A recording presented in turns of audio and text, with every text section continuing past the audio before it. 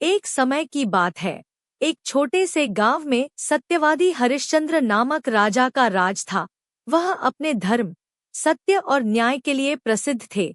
एक दिन ऋषि विश्वामित्र ने उनकी सत्यनिष्ठा की परीक्षा लेने का निर्णय किया। वह राजा के पास गए और उनसे यज्ञ के लिए कुछ धनदान मांगा। राजा हरिश्चंद्र ने कहा, जो कुछ मेरा है वह आपके यज्ञ के लिए समर्पित है। ऋषि ने राजा से उनका संपूर्ण राज्य मांग लिया। राजा ने खुशी खुशी अपना राज्य ऋषि को समर्पित कर दिया और अपनी पत्नी तारामती और पुत्र रोहिताश्व के साथ वन में चले गए। अब उनके पास ना तो कोई धन था और ना ही रहने का स्थान। वन में रहने के दौरान उन्हें जीविका चलाने के लिए काशी जाने का विचार आया। काशी पहुंचने पर राजा ने श्मशान में काम करना शुरू कर दिया। उनकी पत्नी भी दूसरों के घरों में काम करने लगी। उनका पुत्र भी छोटी छोटी जिम्मेदारियां उठाने लगा। एक दिन उनके पुत्र को सांप ने काट लिया और उसकी मृत्यु हो गई।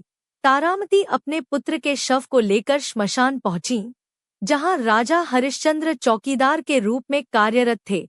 उन्होंने पत्नी को पहचानने के बावजूद अपना कर्तव्य निभाते हुए शव का अंतिम संस्कार करने के लिए शुल्क मांगा। तारामती के पास देने के लिए कुछ नहीं था।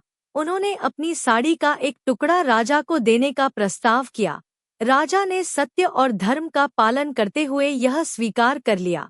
लेकिन जब राजा ने अपने पुत्र के अंतिम संस्कार की चिता को अग्नि देने की तैयारी की, तो अचानक भगवान शिव और ऋषि विश्वामित्र प्रकट हुए।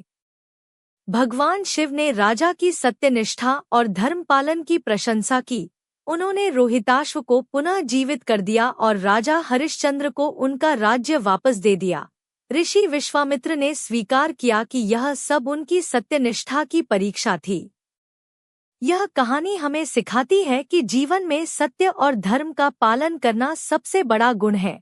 सत्य के मार्ग पर चलने वाले व्यक्ति को चाहे कितनी भी कठिनाइयों का सामना करना पड़े, अंत में जीत उसकी ही होती है। राजा हरिश्चंद्र का जीवन यह प्रमाणित करता है कि सत्य, त्याग और धर्म की राह पर चलने वाला व्यक्ति सच्चा विजेता होता है।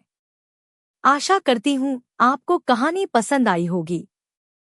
कहानी पसंद आई हो तो वीडियो को लाइक करें, शेयर करें और चैनल को सब्सक्राइब करें।